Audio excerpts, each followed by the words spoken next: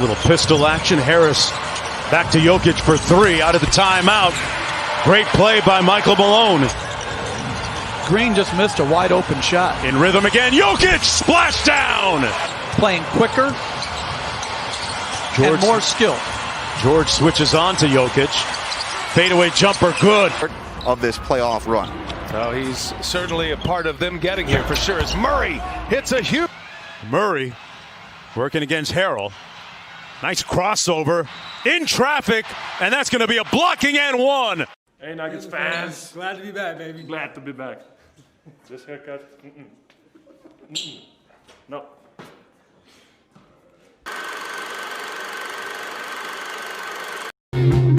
Wow.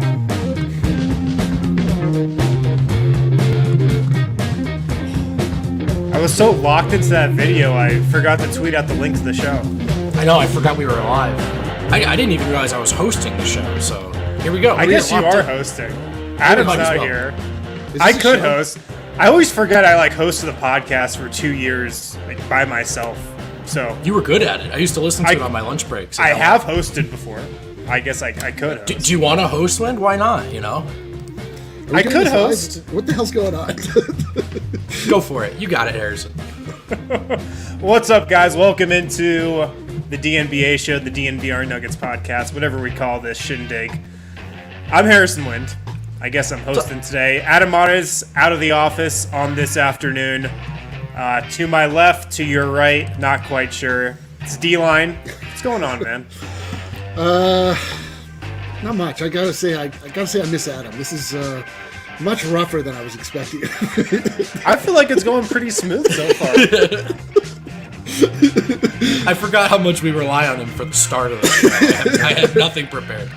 That strapping young man is Brendan Vogt. How we doing, fellas? Got to talk to Jokic today, Murray today, Paul Millsap.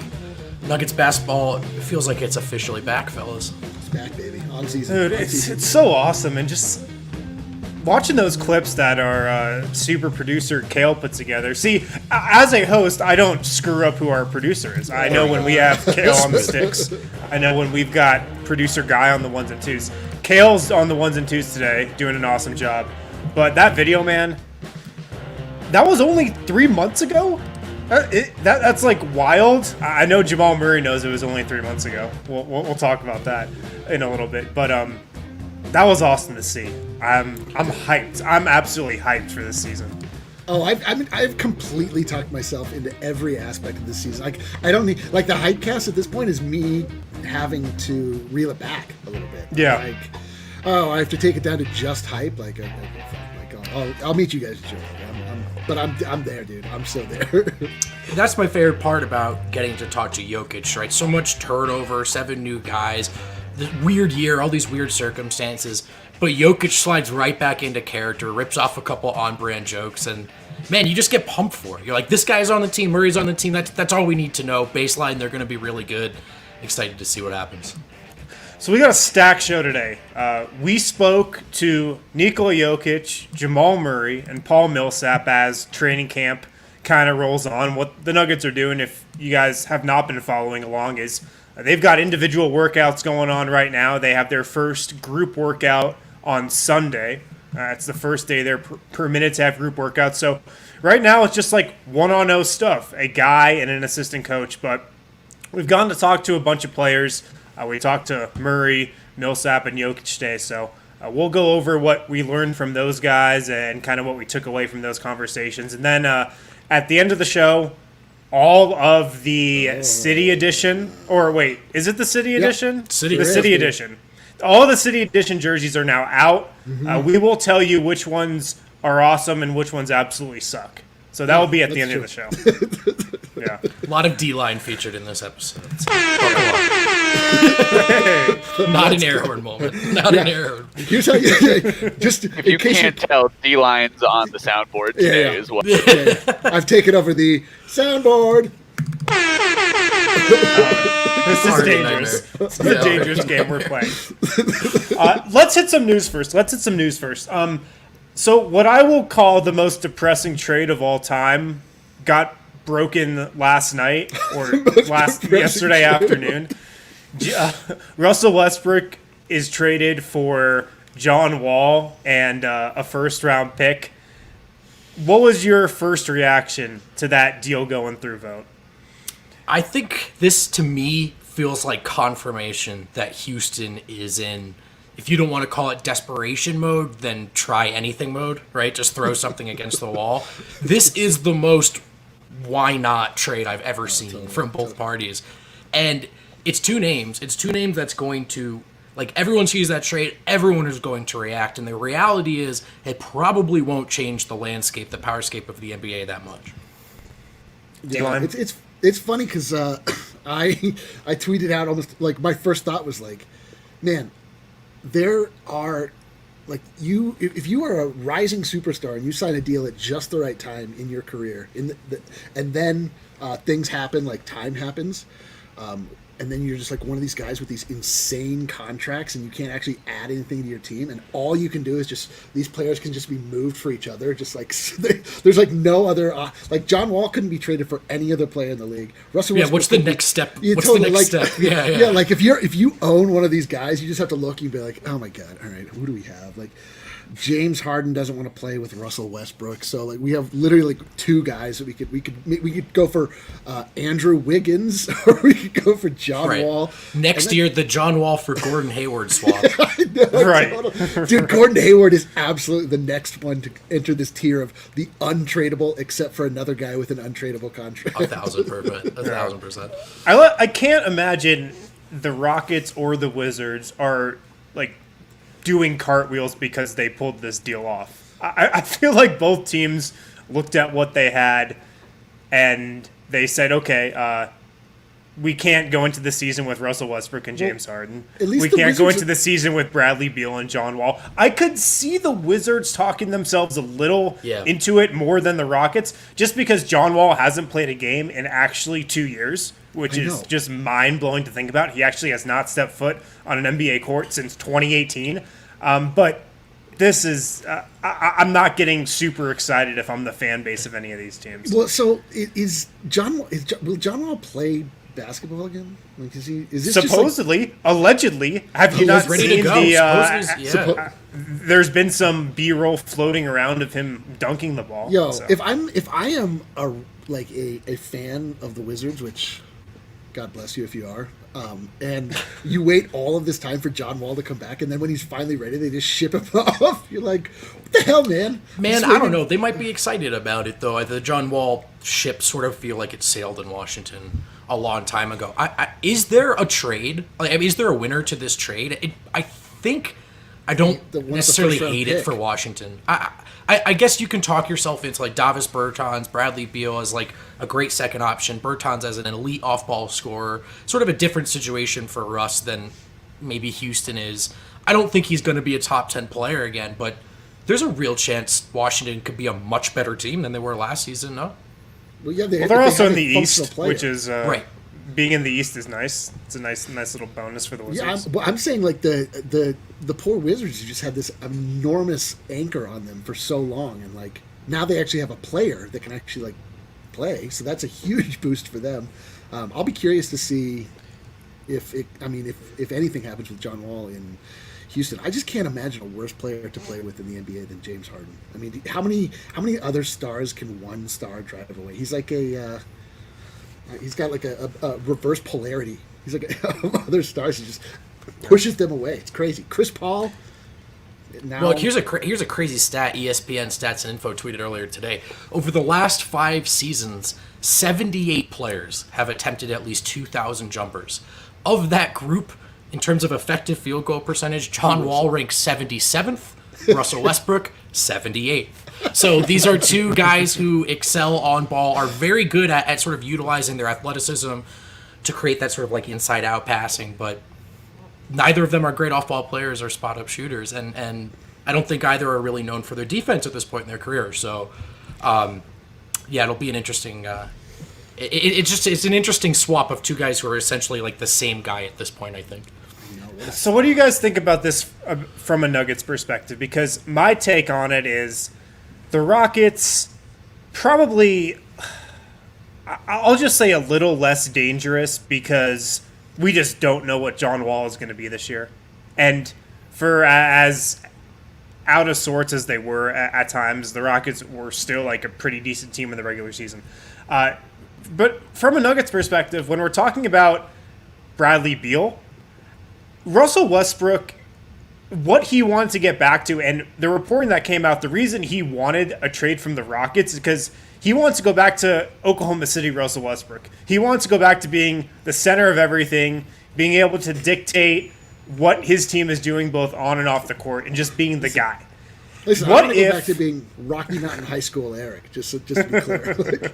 What if he goes to Washington and tries to be that guy, and 2 months from now, Bradley Beal says, why the hell did you guys trade for this guy, Russell Westbrook? I want to get my ass out of here. I want to be traded. I could see that storyline kind of developing. Shout out Andrew Buckman, our resident Rockets fan in the chat, who's had a rough offseason. Andrew, yeah, who says, man, you guys hate Harden. Just to be clear, yes, we absolutely hate Harden. That's true. But yeah, when I think that's the next, there's the sort of NBA fan sort of reaction to this, and then there's the Nuggets fan reaction, and I had a similar line of thought. I mean, Bradley Beal, by all accounts, seems to be comfortable in Washington, especially as he's evolved into this first option. You know, he and John Wall have played together, but in the past already. So as things sat, it looked like unless things broke wildly different, he was not going to demand a trade. Washington was not eager to trade him. You change things up like this, you bring a guy like Russ, who at this stage in his career, I think it's questionable, like Wynn just described, if a guy like Beal wants to play alongside him. Maybe that's like a new wrinkle in this fold. And maybe come trade deadline, Bradley Beal's feeling a little bit differently about his position. Is there any chance that the Kentucky brothers that come back together, John Wall and his other problematic compadre, DeMarcus Cousins, raise the Rockets back up into, along with our most hated player, James Harden, are able to make a formidable big three? Is that possible? I mean, I don't know how you can possibly expect anything from DeMarcus Cousins. The guy has had like 3 really career-altering or potentially career-altering injuries in the last 2 years. So I have very low expectations for DeMarcus Cousins. And I feel the same way about John Wall, man. 2 years off is a long time. It's a long. I'm sure he might. Maybe he has a lot left in the tank and he can be some sort of impactful player, but he was once a star. James Harden and Houston are hoping they have traded for a star. It's very unlikely the guy walks back onto the court after 2 years and is ready to produce at that level. That said, John Wall was one of the most fun guys to watch when he was healthy. I mean, his Kentucky highlights, his Washington highlights. I mean, very few guys can play basketball like as a point guard at their top end sprint speed the way John Wall does, like seemingly constantly. Shot out of a cannon, super fun guy to watch. So from an entertainment standpoint, fingers crossed that John Wall can play. From a Nuggets standpoint, you hope that Houston is as screwed as we think. I know. We hope the news is just as bad as reported. Yep. Yeah. So like I was saying, we spoke with Nikola Jokic, Jamal Murray, and Paul Millsap today. Let's start with Nikola Jokic. Vote. Give me maybe one of your big takeaways from talking with him as I try to unpixelate my camera here. Sure. I mean, didn't he seem... Oh, I guess Harrison's gone. I was going to ask him. He seemed excited to be there. He seemed in a good mood. So. And I think often this time of year, there's a lot of conversation about what kind of headspace Jokic is going to be in. How ready is he, not just for the start of the basketball season, but what he has described in the past as the circus, the whole machine, the media.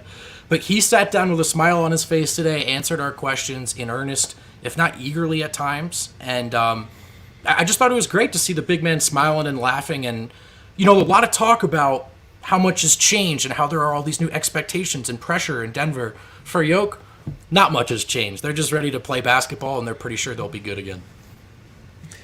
Yeah, he did seem like he was in a great space. Of course, he had the wedding this offseason. He was asked about the wedding by Katie Winge. Jokic actually put on his wedding band in the middle of the interview, which means he was walking a nice touch. He remembered that detail about getting married. He's like, oh, yeah. I have Unbelievable. Yeah. On the marriage, on the ceremony, he said, quote, "I was just there as a witness." his wife, made everything happen, but he did note it was a good party with good music. So for all you guys curious about how the wedding went, that's the rundown from the big guy. Yeah, Jokic was precisely as interested in his own wedding as you all would have guessed, I think. Yeah, we need our Serbian friends in the chat to give us what does good music mean at a Jokic wedding? Are we talking about, are these like global hits, or are these regional treats? We need to know. And we won't play them because last time we played a Serbian song on our Periscope, we got it blocked. So. Yeah. Wind, what stood out to you, man, about Jokic's comments outside of his general attitude? Well, yeah. First off, his general vibe just seemed great. He seems happy to be back around his teammates. He said that he feels rested. His body is where it's supposed to be. He said, quote, "My shape is where it's supposed to be," which is just an amazing quote that will probably live on in infamy. Someone tweeted that should go on his Hall of Fame plaque, and I strongly agree with that one. I know. I love that it's not his fitness or he's not in good shape. My body shape is his how it should shape, be. Right? Yeah. We're going to talk about his shape from here on out. That's true. Yeah. I thought something that was interesting, though, is there's been a lot of questions, and there were a lot of questions today about just the new additions. Because, look, for the last 2 years, the Nuggets have had literally the same team. Like, yes, they brought in Jeremy Grant last year, but largely for the last 2 seasons, this has been the same group of guys. There's 7 new faces on the roster this season. That's a big shift. And, stonks up in that respect. I'll tell you why. And my thinking on it, and we'll get to this when we talk about Paul Millsap in a second, but my thinking on it is, after a while, regardless of how good you are, things can just become a little stale, and you always just need some new blood, some new life in the building. And talking to some people around the team, they see it that way as well. But when Jokic was kind of, asked about the new players, and he was even asked about Michael Porter Jr. and Bull and them potentially getting some more minutes this season, he kind of circled around the fact that the Nuggets have a really good system in place in terms of what they do on the offensive and defensive end. It's going to be really important for those guys and the 7 new additions to fit in and just kind of play within the system, play team basketball, not be individuals, be a part of the team, and just kind of fit in that way. So I thought that was notable. And he and Murray, too, who we talked with, it sounds like neither of them are expecting fundamental changes to the way Denver's going to approach the game on the court. They've added more playmakers, and we've talked about the possibility of there maybe being some different types of lineups out there. But as far as the system, however you might choose to understand it in Denver, neither player expects anything to change. So it's about getting these guys up to speed with what Denver does well. And so you hope, that Tim Connelly's approach of finding guys who are hard workers and just coachable, just ready to sort of run with it, that they've identified those players well. You see my melting dog in the background? He's incredible stuff. Is he okay? No, he's not. Seemed like he was just going through an exorcism or something back there. I should probably go. This is not good. By the way, we should probably mention, since people are just going to ask us all show, Yoke looked pretty good. I mean, it's a Zoom call. We don't know. It's like, we're not standing next to the guy, but he looked about the way he looked when we last saw him. So for those of you who are worried about a big summer weight gain, early impressions, Yoke looks fine. And I saw him, photos of him walking in with stylish sneakers. Dude, remember the last time we saw Yoke with a little baby glow up? First off, he got COVID right afterwards. That wasn't great. But then that preceded him turning into a monster in the bubble. So I think look good, play good. Dude, it's on. It's a evolution to watch for him for sure. I'll never forget. One time in the Nuggets locker room post game, he put on a suit jacket and nice slacks. And everybody was looking at him like, who the hell is this guy? Because, he just wears a Nike sweatsuit after games or just sweatpants and a sweatshirt. I paused my game. Right. And also, one of my favorite clips was Torrey Craig going through his collection of sneakers, and Jokic is like, I've got the yellow ones and the red ones. And that was it. But listen, man, he's his eyes have been open. He's a whole new man. The bomber jacket, the shoes, this is exciting, guys. This is a new era, turning a new leaf for Jokic. Yeah, I do have these. Air horn for sure. I do have these couple quotes from Jokic just on the shortened off season. He says he's a fan of it because training camp isn't going to be as long this year. So Incredible. a big fan of the shortened runway to the season. He said that he cut out 1 week where he took, just everything off. I feel like there's a point in the offseason where every player just doesn't lift weights, doesn't play basketball. Jokic said that one of those weeks for him was eliminated. He was in the weight room a little less. But I don't know. My impression of him is that he's in a great space, just like a great headspace for sure. Yeah, he seems ready to go. And we were worried, I think, about him being overwhelmed by the quick turnaround. By the way, for those wondering, Chris Marlowe actually did ask Jokic if he thinks he'll play better because he's married. Jokic's answer, no, of course not. So there you go. Here's your Jokic update. Well, what if he's wrong? Maybe he does play better because he's married. It's hard to say. Who knows? All right, let's let a break here real quick, and then we'll get back and talk about what Jamal Murray had to say, what Paul Millsap had to say, and then a definitive ranking of the City Edition jerseys, guys. Let's do it. Yeah, let's do it. First off, Breck Brewery. I know some of you out there have families. Some of us on this show have families. I know Adam's always looking for activities to occupy his two daughters with. Breck Brewery, at the farmhouse out in Breck Brewery, they have an awesome skating rink set up outside the farmhouse. It's only $3 to skate with your own skates or $6 for a skate rental. They also have an awesome tubing hill that is currently free. Parents, enjoy beers and delicious food in a cozy outdoor setup and let your kids enjoy some winter wonderland fun. This could be a great option for families out there just looking for something to do this weekend. So check out the Breck Brew Farmhouse. Check out all the beers that they've got on tap there. Tons of great options at Breck Brew always. And also, guys, the gyms may not be full, but there's definitely no shortage of madness this college basketball season. For us fans, the college basketball powers that be have gifted us with a top-tier matchup between two powerhouses. This weekend, Gonzaga, who I actually watched last night. I watched Gonzaga, West Virginia. It's a fun team. Did you see how that top-rated recruit for Gonzaga tore his Achilles, or looked like he tore his Achilles in the middle of the game, and then just came back and started playing again? Incredible. I guess he's fine, but yeah, dude. Yeah. I was pretty sure that was serious. Yeah. Unbelievable. Anyways, Gonzaga and Baylor are playing this weekend, potentially for the nation's top ranking. DraftKings Sportsbook, America's top-rated sportsbook app, is bringing you closer to the action with these can't-miss offers.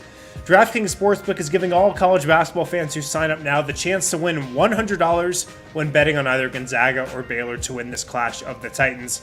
Plus, you get a deposit bonus up to $1,000 when signing up using promo code DNVR.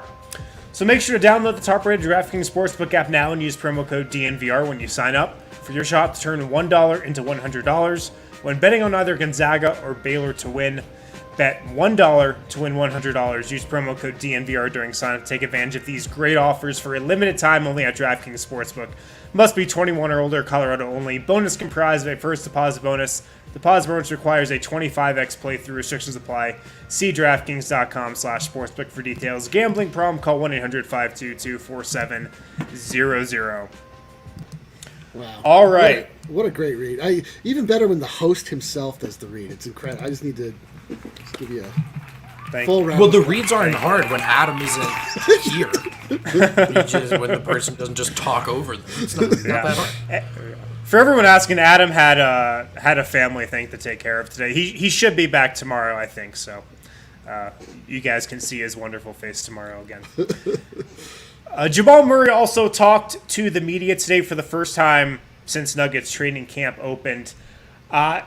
From what we saw, it didn't seem like he was in as good of a mood as Nikola Jokic to be back. Vote, what were your thoughts? Yeah, that's so aptly said. There was a contrast. There was a difference between these two guys today, and that's really what stood out to me.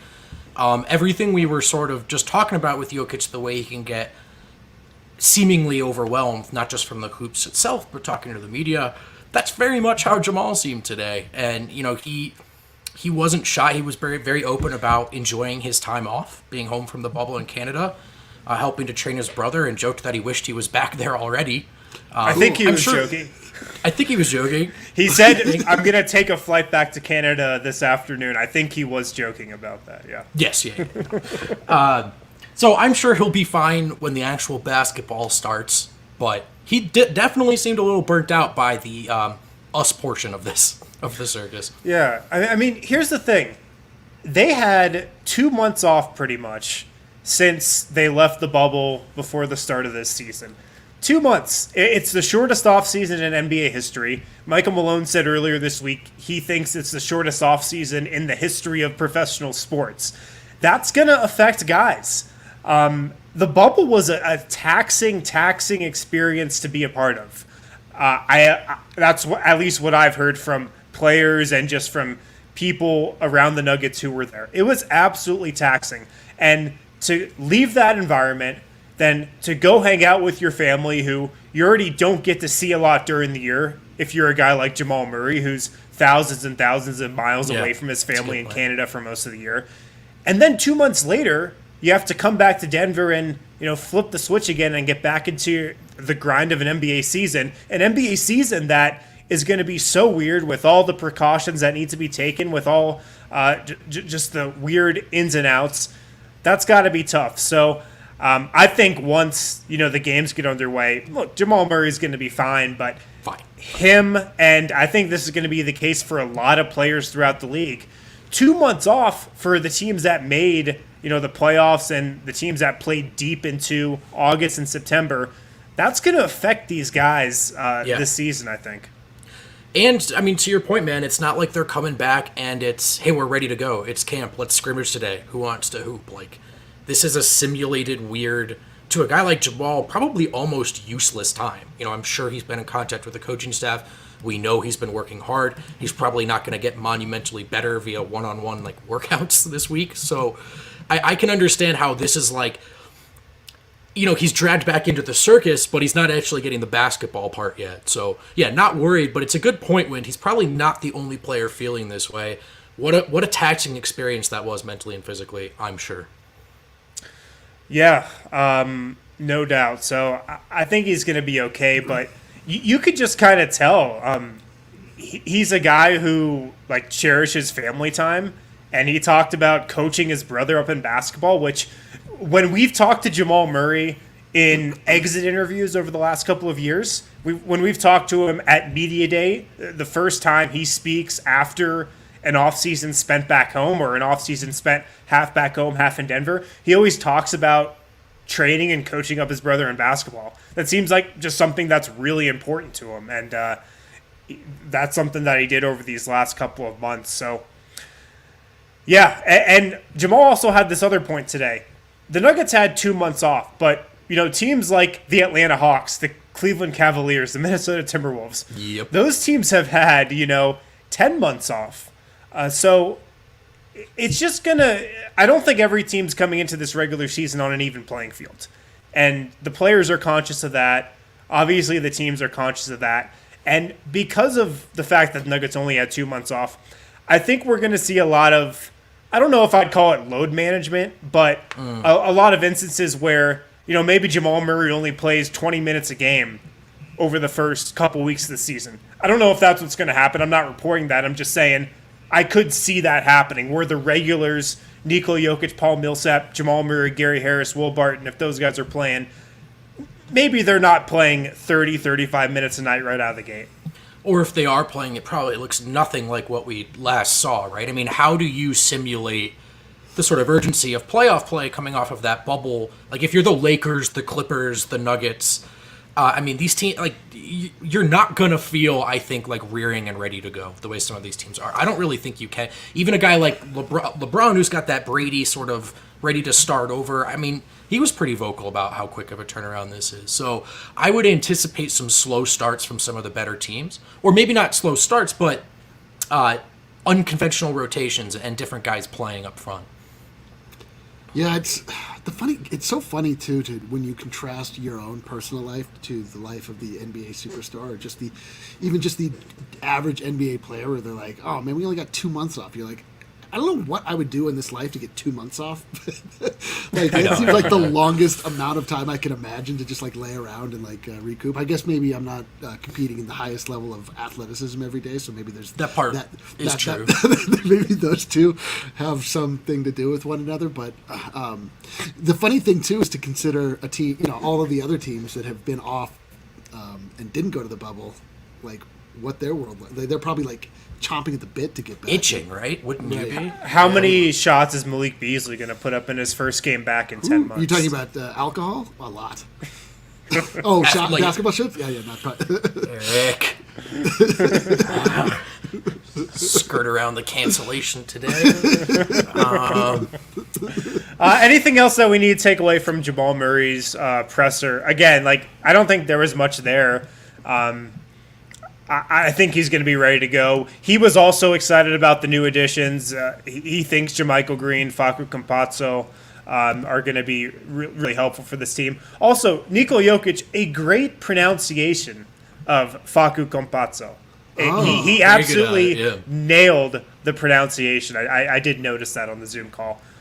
He did kind of take us to school. Well, he was the one. I mean, the Serbians really are, or I guess the Croatians. I guess we got schooled by Mislav, not Miroslav. So, but they're really on it with those pronunciations. My dog has got big Nikola Jokic vibes in the back. Your dog is deep in off-season mode right now. Yeah, I think I might need. Oh, he's back to life. All right, Paul Millsap vote. He also spoke today.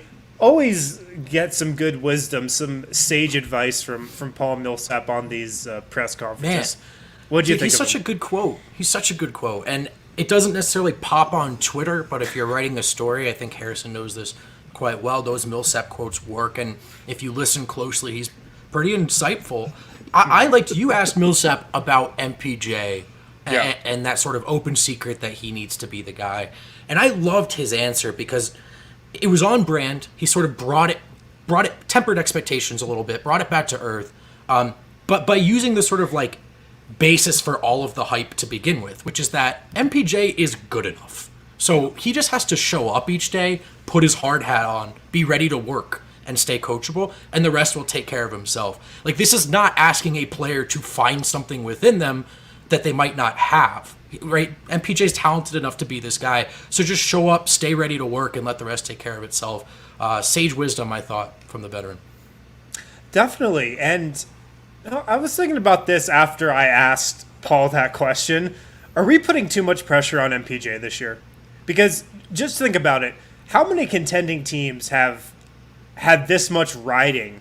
And we've been framing this discussion really for the last couple of months and really like all of last season. This year, I think the Nuggets can go as far as MPJ can help take them. And like, this is still Jamal Murray and Nikola Jokic's team, but I think this team can only reach its ceiling if Michael Porter Jr. becomes that clear-cut third guy. Are we putting too much pressure on him as a second-year guy who has not even played 82 games yet? He hasn't even played a full regular season.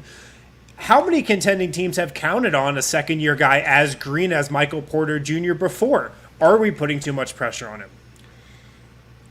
Look, from an experience standpoint, yes, right? And you can already sort of predict the dialogue in the coming offseason. Like, oh, Nuggets made Western Conference Finals, but they fell short because they were relying on a 23-year-old. And then the other side will be, oh, excuses, you're spinning it. But I think he's good enough. That's the thing. Like, I think as a second-year player, yes, it's unfair. But Michael Porter Jr. himself has said, look, he loved being drafted to the Nuggets because he feels like he is good enough to help a team win a championship. And he gets to test himself right away. And so, is it unfair? Sure. But I would guess that he welcomes this challenge because if you ask him, the answer is, no, I am that guy. And so he'd rather find out sooner than later. Yeah, you can just tell that about him. He's like a guy that has been in that spotlight every time that he's... Since he was a kid.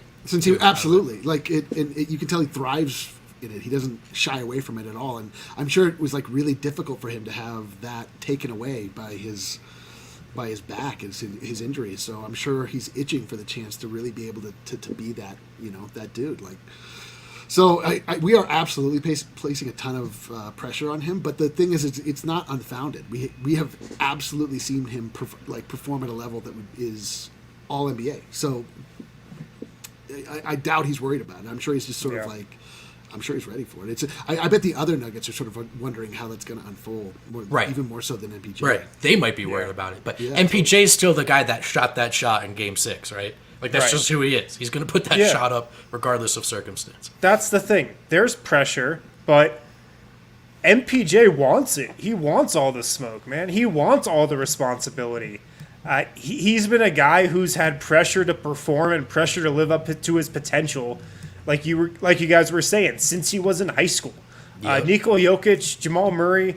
I know Jamal Murray was a pretty highly rated recruit, went to Kentucky, but he wasn't MPJ level. He wasn't like anointed as the second coming like MPJ was at times in high school. So he's had the pressure forever. He's had to live up to that pressure forever. And I think it's something that he wants. Now, not every second-year player I think out there could handle it. I think MPJ can because he wants it. He obviously thinks as highly of himself as anyone. So I think he knows he belongs. He wants to be that guy. I mean, what a test of. Go ahead, Eric. Sorry. I was just going to say, like, this is it's his second year, but it's really his third year. He had that redshirt year where he was able to just be around the team and sort of like absorb what it was to be in the NBA and sort of understand, all of the things that go into the team building dynamics and listen to the way that veterans talk and how other teams go about their business. So I really feel like that year of seasoning is going to make it so that he's not a second-year player. He's really not. He's like the same way. Who was the other? Was it Ben Simmons? Just came right into the league because he was down for an entire year. Came right back. And Blake Griffin too. Yeah. So I see that working in our favor. I think we might learn a lot about Michael Malone too, and the extent of his impact on these guys. MPJ, what does it mean for him to be ready to be that dude? It's going to be more than, can you hit those types of shots? Can you play defense? Can you learn the offense? Are you willing to stay engaged on the offensive glass? And so we keep saying, like, MPJ's that guy and he knows he's that guy, but layer one of that is that he's one of the greatest scorers to ever be born. But being ready this year is about other stuff. And that's what last season was all about. Yep. And that's what it was all about for Michael Malone, who was trying to coach a kid who was arguably in the most coachable sort of stage of his entire career. Yep. Because once he starts scoring 22, 23, I mean, good luck preaching the principles of defense. So we'll learn a lot about Malone MPJ this season. It's going to be more about scoring. Is he willing to commit to the other areas as well? Yeah, absolutely. I can't wait to see how that develops because everything I've heard, I told you guys this earlier this week, MPJ is going to be the starting three.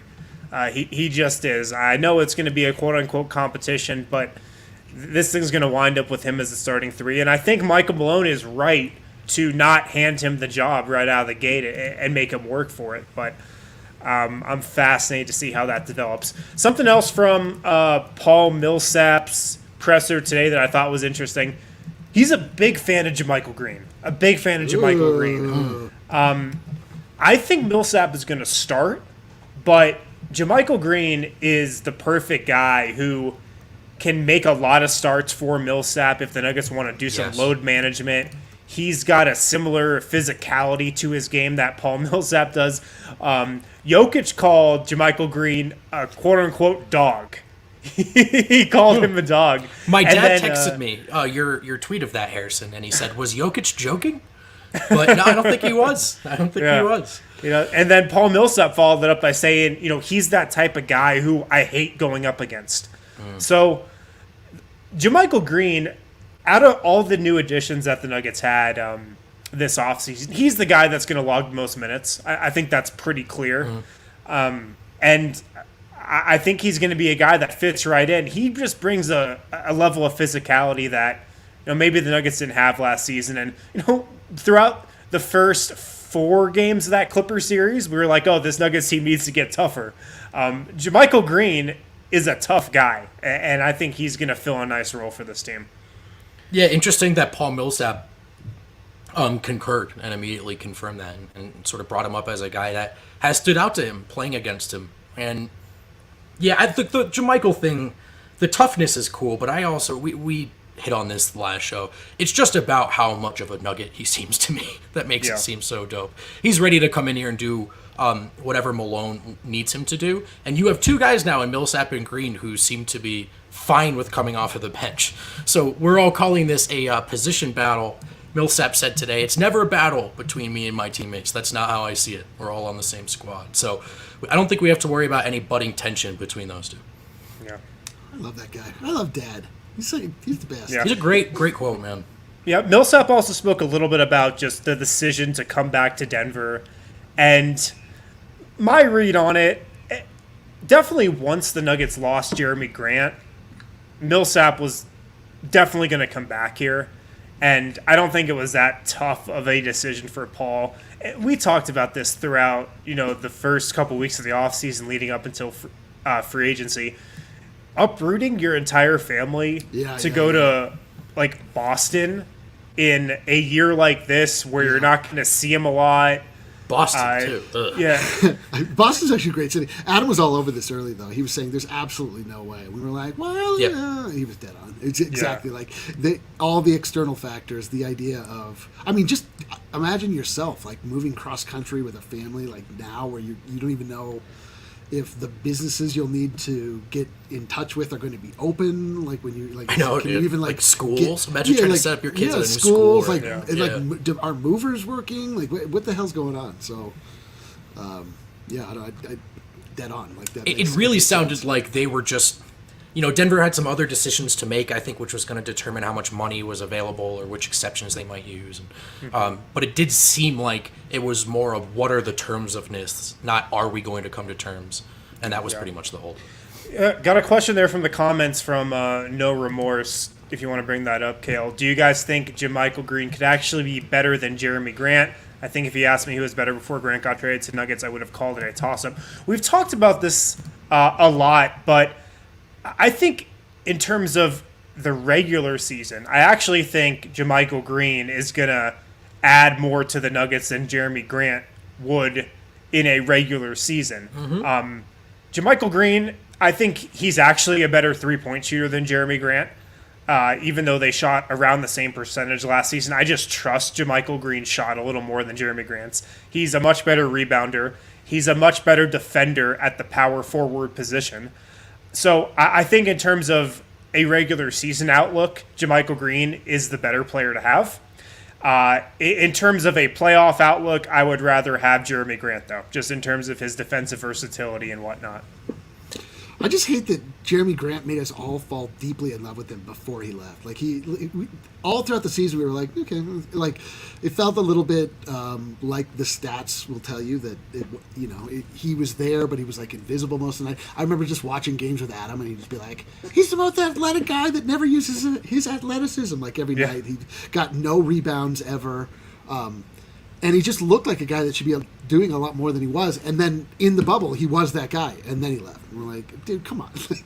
I think it's funny, man. The Green and Grant comparisons are like inevitable, but I don't think they're the same player. I mean, Green is actually probably closer to that original sort of hole they were trying to fill of like the Millsap replacement or, a cheap four that slots in nicely alongside these guys. Gonna be a better rebounder and positional defender and big than Grant was for sure.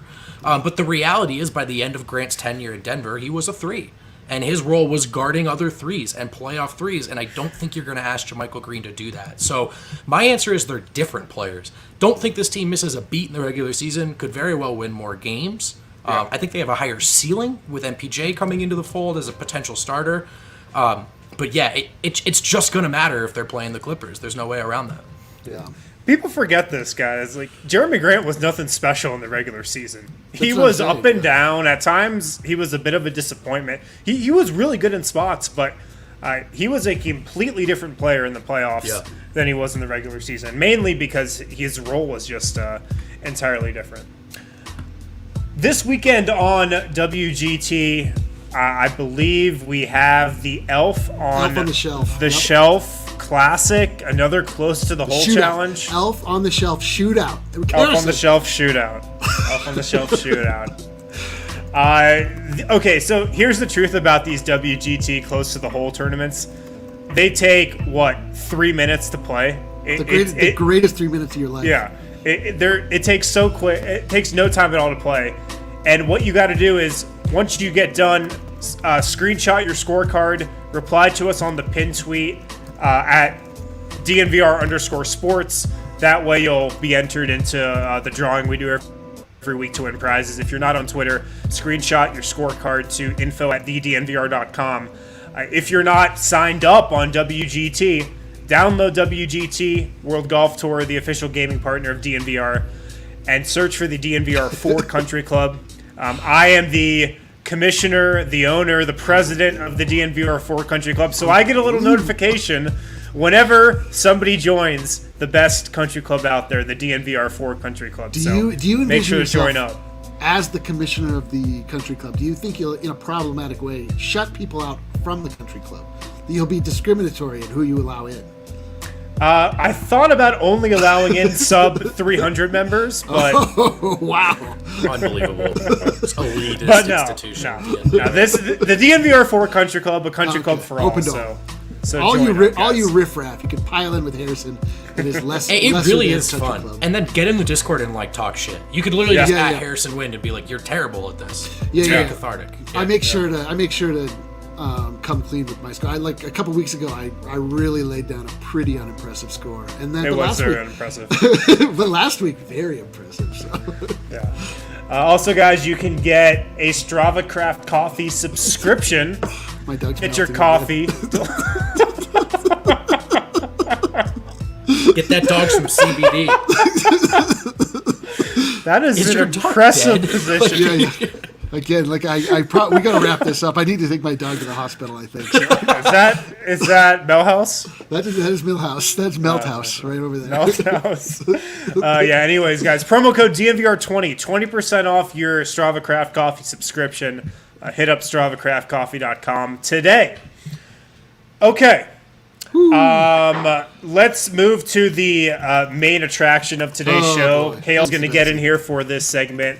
Wait, before we move on, we need to bring this back for a day.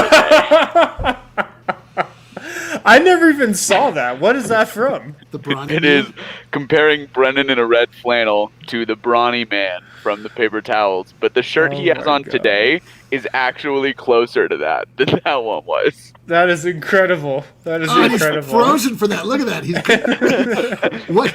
Frozen. You want to talk about Kismet? What a great little bit we've got, Rocky. Good stuff. Oh man, incredible. All right, so how are we doing these City Edition uniforms? So let me see here. So I'm going to share my screen. I've got a page from Clutch Points up that has all of the large sized versions of these jerseys, and then Kale, as you see, has a tier maker, so we'll be able to go through and rank them definitively for all of the internet to understand. And that's how it's going to go. We'll go in alphabetical order, and we'll get down to it. Okay, so this could take 20 minutes, but I'm here for it. Easily 20 minutes. Well, we got 20 minutes left in the show. I mean, what do you want? Yeah, Brooklyn Nets. We've looked at this before, so and this actually doesn't have the full view of it, so might as well go back to the tier maker. Let's see. So where do you guys... the tier maker, you can see a little bit more of the full view of the jersey. What I like about this is it's got some interesting details. It's got the way that their court is laid out is the pattern that is on the jersey itself. It's got a bunch of little Basquiat style. And I don't know if you guys are familiar with Jean-Michel Basquiat, but we talked about we're this. Big Basquiat guys on this show. Big Basquiat guys. I really like this jersey. I actually put this up in my S category. What is your feeling on this jersey? Why is the top category S? I think it's like supreme. I don't know. Superlative. This is just A, B, C, D, E, and then just S. This is so like in the world of jersey. This is a very innovative jersey design. I know a lot of people when it first came out, people were saying like my kid could have designed that, which is like the classic I don't understand art guy response to a jersey like this. What are your thoughts? Where would you guys rank this? I agree with you. I'd put it in the same tier, and it just feels very Brooklyn to me. Like there's a lot of teams that I don't think could pull off like the whole like none of them artist but look Brooklyn. and all that, but Brooklyn can pull this off, and they're very much trying to embrace the Brooklyn specific identity away from the New York identity, and I think this is a really dope way to do it. By the way, special shout out to those of you listening to this in podcast form. Might not be your favorite 12 minutes of the show, but here we go. We'll be sure to put a link to it. Yeah, but if you're not like this is what a lesson for you to tune in to the daily DNVR podcast Nuggets podcast on YouTube, and then you can comment and you can see what they have for talking about. Yeah. Also, if you're watching live on YouTube and have a smart TV, you can actually put it on the TV. A lot of people don't know this. Apparently, you can project this onto your TV. So I would check that out. Okay, cool. So do the two of you just vote? Do you have an opinion? Do you don't care? Okay, nope. Let's go next. So the next is, if you want to switch back over to my screen here, Kale, we've got the Boston Celtics, which I think people are generally. I'm hearing a lot of people just say like, what did they forget to design the jersey? They had to just do it the night before because it just says Boston Celtics on it. Like it's the banner, right? But that's the just same it. look as their rafters. This is just it. Yeah. It is taking all of their many rafter banners and turning it into a direct version of their jersey, and so it's kind of interesting from that point. Although, so reference, I give this an A, but I think it's pretty boring. Yeah, I put it in the B or C. It's fine. B or C tier. Yeah, sure. I would give this a B because I would bump it up to a B because it's it's sort of like flexing on fools in a really like subtle way because they've got all those championship advantages. And also, you guys know this. I think a lot of times with jerseys, less is more, and there's just not a lot going on here. I like the traditional aspect of the Boston jerseys. Yeah. You see in the comments, people are like, it's just boring looking. And it's funny when you put all these together, like you get excited about the things that are exciting and new, but those are typically what don't hold up over time. Jonathan Roberts clearly not in on the shtick about the smart TVs. Clearly not in on the shtick. They're fun. I think the whole point of these city editions is to give the city something to rally around and buy and be excited about, and I don't think they do that. So I would probably put them down a tier. Yeah, like Celtics fans don't even know that that's what their banners look like. You know what I mean? It's not really something you filed away in your head. All right, well, let's put it a C then. Scroll down so I can see what the next one in order is. It's good. Oh, Buzz City, baby. So this is okay. Now we're going to be looking at the Hornets. Okay, I love these, dude. I love these too. So so they're calling them the mint jerseys. They are mint colored. I think it has to do with there being a mint that mints money there, which is a little bit different from the the actual like food version of mint. But all the same, it makes for. I mean, these are attractive colors. I feel like. And because this is a southern city and you drink mint tea and things like that, like it feels appropriate. We definitely couldn't get away with something like this in Denver. Well, this looks like their version of the Powder Blues. It is, yeah. That's what I initially thought. I don't know what your guys' thoughts are on this. I would put this in my A tier. Yeah, I would too. I dig these. I'm with it, man. I'm with it. Cool. All right, cool. So, all right, what's the next one, Kale? We've got Chicago. Okay, so Chicago. I love these jerseys. Oh man, no wonder. Just for so everybody just knows, because it's a theater reference, right? Kale is a drama kid. Kale actually studied drama in high school, so or wherever in college. So that doesn't surprise me at all. I have a directing BFA, but that's the same thing. Oh. Yeah. Well, so bring my screen up. So I do not like these because I feel like they're wholly inappropriate for what it is for a basketball uniform. To me, they're like way too fussy and like. Man, Chicago's just take that they're the best city in the world. Like that's a little bold of a take. They got to chill on that take a little bit. Like it's a little long winter for best city. I know. I don't think anybody's like walking around out there just proclaiming Chicago as the best city in the world. That is not a unanimous opinion by any means. Yeah, I don't know. They gotta chill on that. Yeah, so I don't know. This is, to me, when we're talking about the Nuggets, we said it's like a decent concept, but not great execution. To me, this is like a reasonable concept, but I just don't like. To me, it's just too fussy. It's just like the sides are like all. I would put this in my C category. I would give this a C. C for Chicago. I think this is really clean, and what's most important, the people of Chicago are super excited about it. All my friends from Chicago immediately bought one of these. Okay, so we'll put it in the C category. I hear what you're saying. Next. What's next? All right, we've got Cleveland next. Oh, Cleveland rocks. Cleveland are the worst in the bunch, in my opinion. Oh, I don't agree at all. I think these are super interesting. Let's see. Oh, we've got a design off.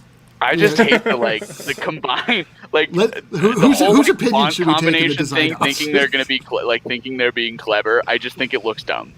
Eric, I'll give you a hint. Control F and then is that Control? Yeah. Well, I didn't know I was on screen. Kale should be helping me out here with the taking me off and then back on. Which he sorry, we'll do it live. We'll do it live. God damn it! So what am I looking for? Oh, Cleveland. That's Cleveland. Right. All right, Cleveland with a C, right? So the reference that Cleveland is using is that they have the Rock and Roll Hall of Fame in Cleveland, and they are taking cues from rock bands throughout the years. I'm not even finding it on this. Bring it up on the oh, here it is. Okay. If you incredible stuff. There's like a feature length online with D-Line. Yeah. Oh, pipe down, vote. So it's to me this is pretty interesting. They've got all of these different fonts that are from different band names. There's you can see the Nirvana A. You can see there's punk in here. It's and it's not the thing with this versus the Chicago thing that they were we just put all these intersecting shapes all up and down the side. It's this is just a simple concept. I don't quite understand what's happening with these little yellow bits around the C and around the me neither. I don't really get that. That kind of throws me off a little bit, but I at least think that these are interesting. Yeah, I hate them. So I'm gonna put them in my F tier. And, Wayne, what do you think? I guess we're the tiebreakers here, Harrison. Yeah. Let's hear. I'm digging it. I'm digging the story behind it. I think it looks pretty clean. There's not too much going on, which I'm a fan of. So I think this is a B tier maybe. I would give this a B. I would give this a B for I kind of hate the wine and gold, you know what I mean, the Cleveland colors anyway. It's been a long time since they've had a jersey I really dug. So this is good. I like it.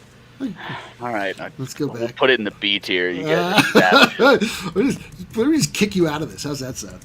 All right, so we got Dallas next. The Fish Gills. This is where we're going to have. I believe that we'll be on the same tier or the same level of agreement on this one. Yes, Dallas, the overly gold fish gill version. Yeah, I don't think we need to spend a lot of time on this one. Yeah, this is a straight horrible. F, dude. This is straight. They're so ugly. What are they doing? I don't even understand what the reference is. Sometimes I get it. I'm oh, that's kind of clever. I feel it's hard to screw up a white and gold jersey. Toronto's white and gold jerseys were fire last year, but somehow Dallas managed to do it. Yeah, this is so stupid. And I don't. All right, we all agree. Let's move on. Yeah, this one could suck it. Okay, cool. We've got Denver. Ooh, interesting. Denver Nuggets, very, very interesting. So, yeah, what do you where would you guys place this? So I've changed my opinion on it a little bit. I think it's a good jersey. I think it's a bad Nuggets jersey. I agree with that. Yeah. I think, I like the way it looks. I just think it looks like a Jazz jersey.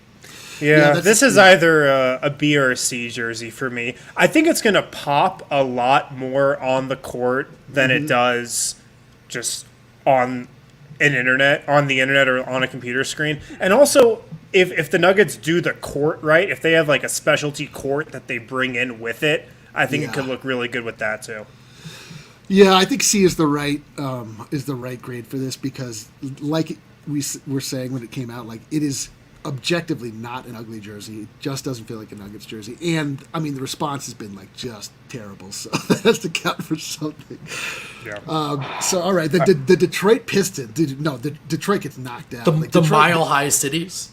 I mean, I'm not going to give them crap for that because, like, the whole circle around a number thing is, like, a very classic jersey look. So I don't really think they were copying us. But that's like the jersey you build up in, like, the East Bay catalog, you know? It's just like... Yeah, it is I mean, Indiana has the same jersey configuration. It's a super classic. I think it's got to be a tier. I'm with the commenters here. I would put this a tier above Boston and Chicago. We don't love it because of the nuggetsness of it.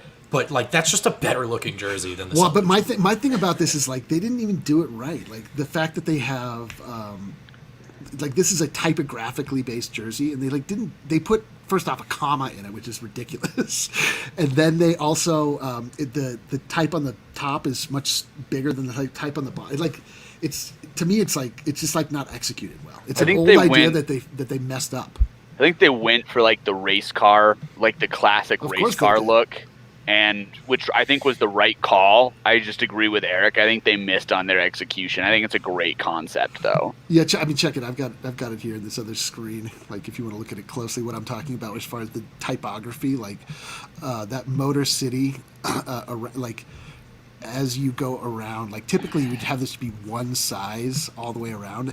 Like these big gaps that are created. And the fact that they put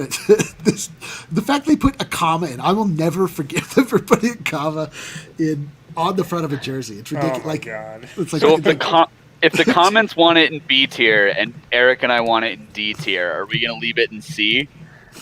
Yeah, the comment, like, we can hear what you're saying, but we will not take your opinions into consideration at all, commenters. So you can just scream into the ether. All right, cool. So what's next? Oh, what is next? We've got Golden State. Golden State. So I actually like these. I think I like these a lot too. I like the. I would put these in the A or even in the S. Like, to me, this is. I mean, these are the old Warriors jerseys, but they're updated with the word Oakland instead of Warriors, and the colors look nice, and it's just like a fun throwback to the innocent times. I would agree, and the fact that these are the jerseys that Steph was drafted in, and they're bringing them back, I think is rad. Yeah, what do you two think? I'm a big fan of the Oakland. They're just like the Trailblazers jerseys have Oregon. I just think that's cool.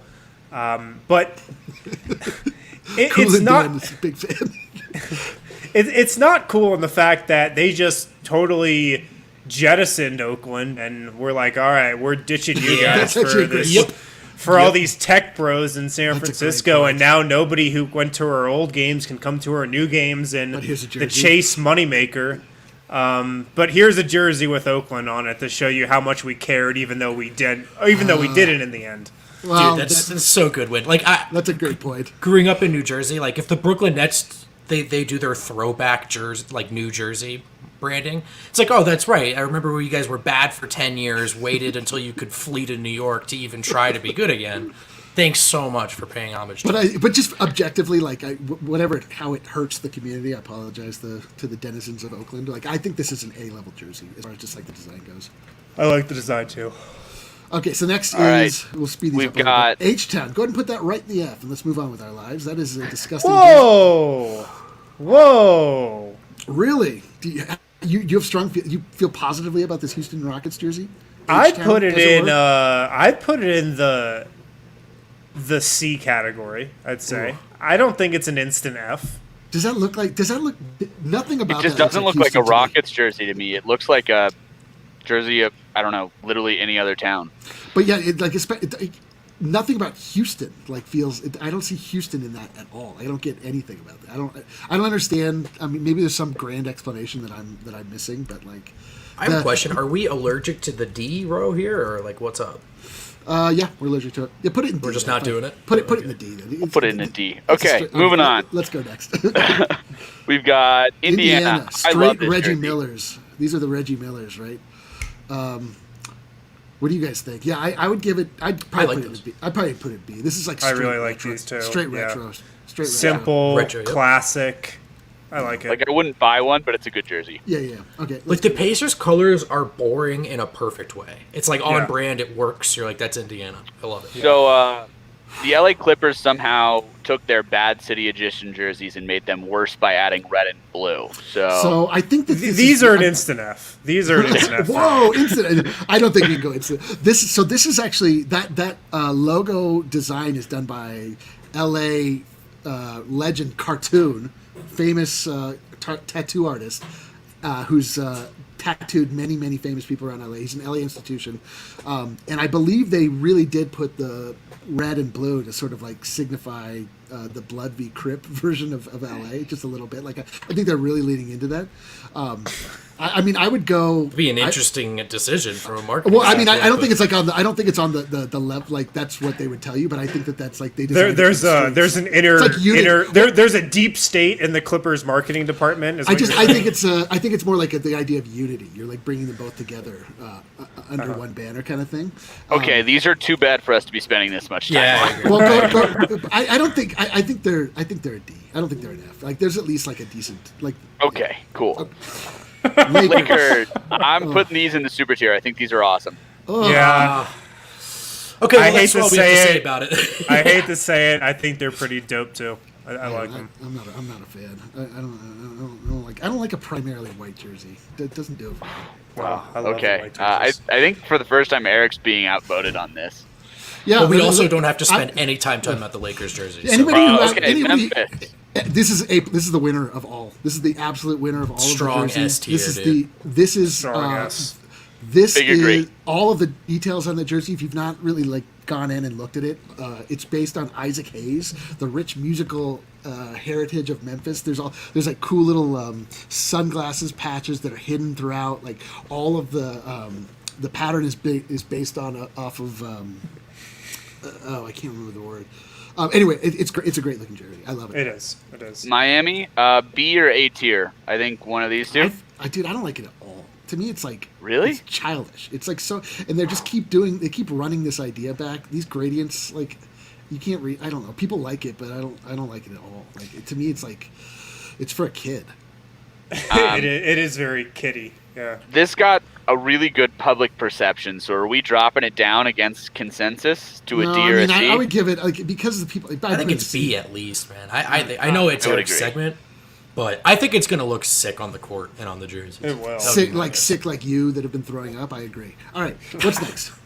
Just call me Okay, out. we've got Milwaukee next. Ooh, F tier. Milwaukee, dude. Yeah, what do they do? Like It was they're- awful. Are they the- trying to get Giannis out of town with these jerseys? Like, is he really re-signing there after seeing these? This I is just don't like, think so. This is like a total beach bro. Like we're going. This is like something that Rip Cord or what is that?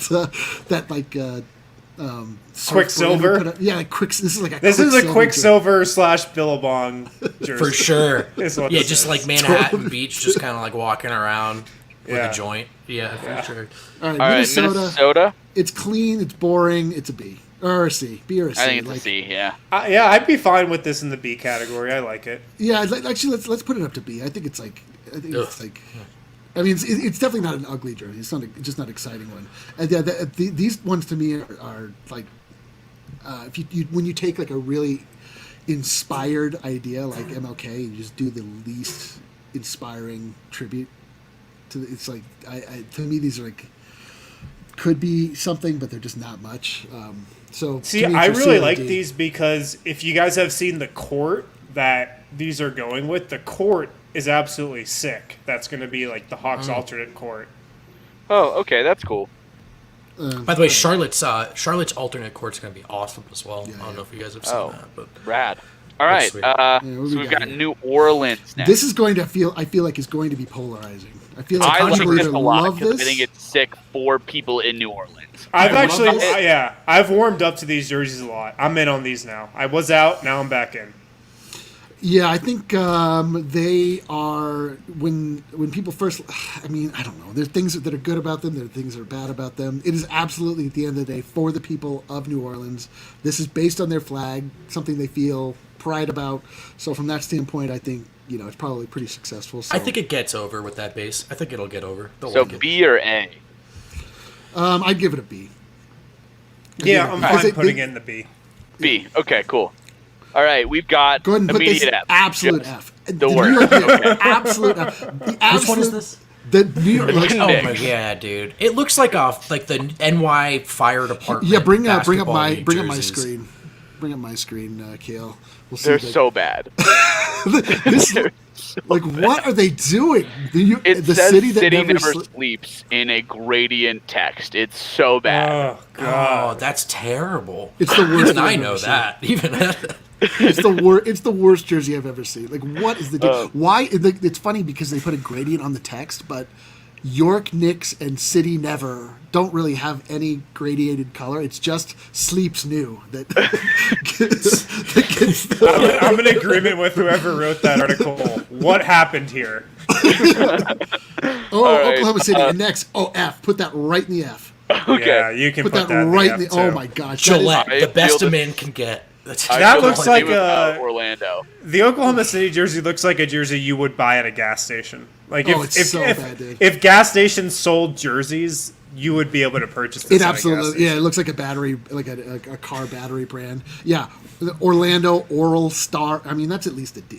I don't think that's a full F, but I don't get it. I don't know what Oral Star is. Like, D is good. How are we feeling about Phillies jerseys? Oh, that's I think they're terrible. straight F. Straight F. I can't Okay. believe how bad they Straight botched F. that, dude. What are It's they like my doing? least favorite one, arguably. Dude, It's they are worst- so terrible. The worst part So- is they teased the blackout Allen Iverson jerseys coming back, and then just revealed those. Yeah. unbelievable. That's like a If you Nuggets decision. bring right that there. up really, bring my screen up really quick. We'll just see the detail of the skyline that they created. It is It's so a suburb. It is so bad. Oh the line work is terrible. It looks line like A neighborhood. yeah, it looks like the drawing of a little Christmas shanty town that you bring up for this time of year. But on a Christmas card, yeah. Screw that one. So these are divisive because everybody loves these, and I think they're ugly. The problem with these ones is the text. We'll give it. Let's just give this one a B to toss it to the. I mean, Everyone loves I these. I think hate. they're We so can bad. move that to down to the sea level. I said this when those came out. This is a music festival jersey. This is the type of jersey you wear to a concert or a music festival. Dude, it's straight out of the 2009 Ultimate Frisbee Club cycle, dude. It's Yeah. such a Frisbee jersey. It's unbelievable. Another one that the public perception was really high on, but I'm not as high on as the public perception. I hate the side thing. Yeah, it's all right. I mean, I think C's fine for that. I do think this is probably. I think this is a B or an A, honestly. Like, I think this will really hit hard with the Oregon crowd. Like, it feel like the more time I spend with it, they've got the reference to the really famous Oregon sign that's in downtown Portland on the front. The side panels are a little problematic for me. It brings in a bunch of colors that don't really make sense in the world of the Trailblazers. But Can we it's- also just talk about the city edition jersey being the state instead of the city? Yeah, a little weird. Yeah. Go next. Let's see here. What we So, got? I mean, seriously, that matters to me. That's like a weird I agree. detail. Sacramento. Ugh, yuck. D or F for me. I think D. Yeah. I don't think it's as bad as what we're looking in our F tier right now, but it is not great. It's like just to look at it, it's like an unattractive jersey. San Antonio, Okay. A. Straight A to the or- top. A or S? It's What- S. what This would you is do? my Put it in favorite the S. jersey of Put the it in the entire. S. Yeah, bring That's back all the they had to Fiesta do, colors. right? Yeah, Bring the back Fiesta back. And then they have like a really nice looking script font. They didn't go too crazy on it like the Phoenix Suns did with their stupid The Valley. Like, very clean, very nice. Yeah. Toronto, I think these are an A tier at least. Oh yeah, absolutely. I would give these an A. Have you or guys an seen S. the Toronto shorts? Yeah, I don't like the shorts, but They're I do like terrible. the jersey. They're absolutely terrible. Yeah. It's, but the jersey itself is an A or an S. Let's go A tier since we don't like the shorts. All right, and then I hate to say it, but I think it's Put it another up. S tier. Dude, it They is- nailed it. It's an S. They did. God. Dude, we put the Lakers in the freaking we Jazz in did. the S tier. Oh my God, what a mess! I tried not to. No one's These flamed us would for be that these would be an A tier for me. I don't think. Dude, they're Nike did quite us so as- dirty. Nike did us so dirty. Dude, All right, what? their skylines were sick from the sunset ones were sick from last year, and then the blackouts I are even hated better. those. I can't. And then All we've right, got DC, which I think is a solid C tier. It's whatever. I give it a B. It's like it's decent. It's like it's well designed. It's like decently conceived. Hey, Eric, What is it? This is easy, right? You just Google tier maker, right? Yeah, this is tier maker, and you can actually then when you're there you can search for 2020 City Edition jerseys, and this is already. So if you guys are feeling so inclined and you hate our list, drop us yours in the comments of the pod. We'll retweet them, take a look at them. Yeah. Yeah. Anybody have any big arguments here, or is this where we're at? Yeah, let's do a quick once over to make sure that we feel good about these final rankings before we put it out in the world here. I have a big complaint. What is it? What's that? Celtics too hot. Celtics are Really? too hot. I agree. Well, hold on. Hold on. All right. Sorry, are we 15 minutes over? Okay, Eric, you got all right. as much time as you need. I'm sorry for bringing entertainment to the people. You know what? This is the list. Publish it. Put it out there. Yo, put my name guys, on it. we still have like 400 people hanging out with us. I don't feel that Shout bad. out to all you guys who have sat Seriously. through the longest segment in the history of the DNBA show. Unbelievable. The best segment in the history of the NBA. It's been an amazing segment, but it's been a little long. I'm just going to say. All right, fine. Well, it's over now. You guys made it through. I apologize for putting you through that. There is the list. The official list. Wow. Unbelievable. All right. Well, I think that's going to do it for today's show, guys. Big show. We went over a lot. Jamal Murray, Nikola Jokic, Paul Millsap, chatter, and the definitive tiered City Edition jersey rankings. Thanks for hanging with us, guys. We'll be back tomorrow. I think Adam's coming back tomorrow. I'm not sure, but we'll see. Take it easy. Peace.